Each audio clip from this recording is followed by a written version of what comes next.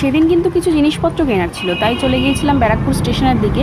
তো ব্যারাকপুর স্টেশনে তো প্রায় সময় আসা হয়, তো এই দাদা বৌদির সামনে দিয়ে যখন যাচ্ছিলাম মনে হলো একটু তুলে নিই।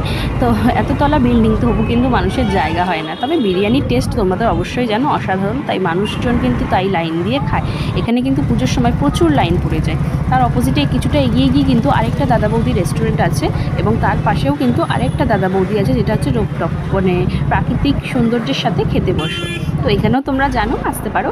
আর আমার কিছু গিফট কেনার ছিল, তাই আমি এখানে কিন্তু চলে গিয়েছিলাম এই গিফটের দোকানে।